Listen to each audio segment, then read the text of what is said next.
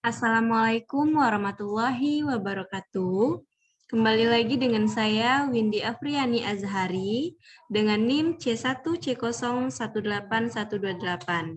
Kali ini saya akan memaparkan materi mengenai akad istina. Pengertian akad istina yaitu Bai al-istina atau disebut dengan akad istina adalah akad jual beli dalam bentuk pemesanan pembuatan barang tertentu dengan kriteria dan persyaratan tertentu yang disepakati antara pemesan atau pembeli dan penjual atau pembuat. Sani akan menyediakan barang yang dipesan sesuai dengan spesifikasi yang telah disepakati di mana ia dapat menyiapkan sendiri atau melalui pihak lain. Dalam PSAK 104/8 dijelaskan barang pesanan harus memenuhi kriteria. Yang pertama, memerlukan proses pembuatan setelah akad disepakati. Yang kedua, sesuai dengan spesifikasi pemesanan, bukan produk. Yang ketiga, harus diketahui kriteria secara umum yang meliputi jenis, spesifikasi teknis, kualitas, dan kuantitasnya. Nah, adapun jenis akad istina, yang pertama, istina yang akad jual belinya dalam bentuk pesanan, pembuatan barang tertentu dengan kriteria persyaratan tertentu yang disepakati antara pemesan, mustahni, dan sya'ni.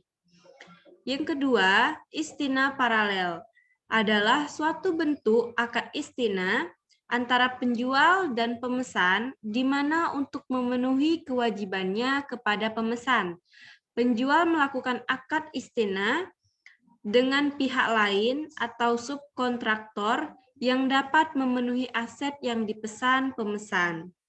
Selanjutnya yaitu syarat akad istina paralel.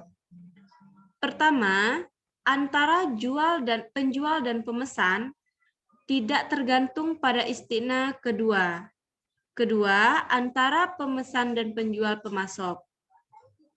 Selain itu, akad antara pemesan dan penjual dan akad antara penjual dan pemesan harus terpisah, dan penjual tidak boleh mengakui adanya keuntungan selama konstruksi. Selanjutnya yaitu rukun dan ketentuan akad istina. Adapun rukun-rukun istina ada 3, yaitu yang pertama, pelaku terdiri atas pesanan atau pembeli dan penjual. Yang kedua, objek akad berupa barang yang akan diserahkan dan modal istina yang berbentuk harga. Dan yang terakhir yaitu ijab dan qabul atau serah terima. Nah, Fatwa nomor 22 atau garing DSN strip MUI garing 3 garing 2002 tentang jual beli istina paralel. Ketentuan umum yang pertama, jika LKS melakukan transaksi istina untuk memenuhi kewajibannya kepada nasabah, ia dapat melakukan istina lagi dengan pihak lain pada objek yang sama. Dengan syarat istina, pertama tidak tergantung pada istina yang kedua. Selanjutnya yang kedua yaitu LKS selaku mustahni tidak diperkenankan untuk memungut MDC atau margin dari construction dari nasabah atau syani, karena hal ini tidak sesuai dengan prinsip syariah. Semua rukun dan syarat-syarat yang berlaku dalam akad istina atau Fatwa DSN nomor 06 garing DSN strip MUI berlaku pula dalam istina paralel.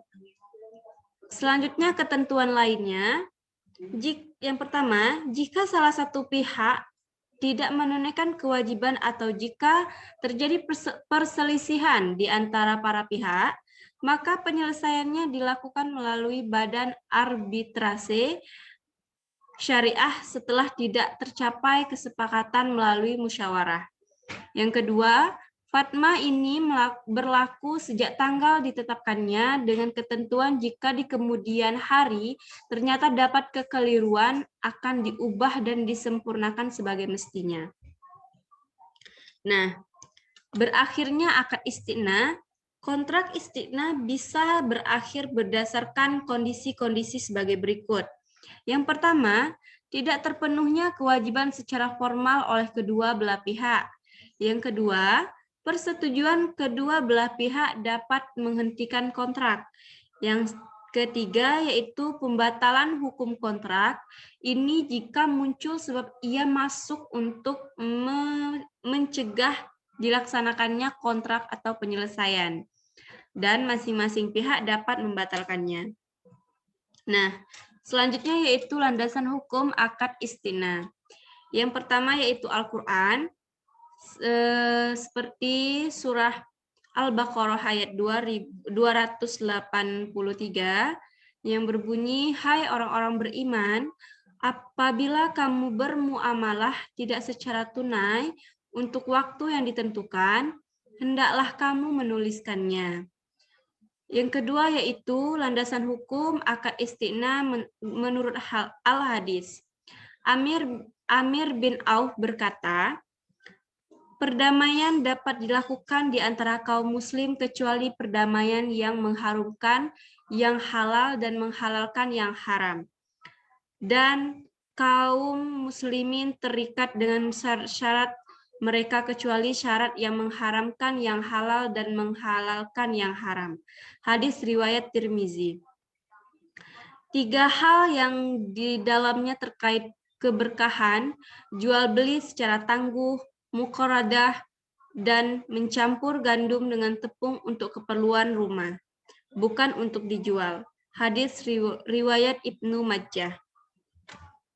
Nah, kesimpulan dari materi kita kali ini yaitu dari pembahasan di atas dapat disimpulkan bahwa akad istiqna adalah akad jual beli dalam bentuk pesanan pembuatan barang tertentu dengan kriteria dan persyaratan tertentu yang disepakati antara pemesan atau pembeli dan penjual atau pembuat. Walaupun istiqna adalah akad jual beli, tetapi memiliki perbedaan dengan salam maupun murabahah. Istiqna lebih ke kontrak penggadaan barang yang ditangguhkan dan dapat dibayar secara tangguh pula.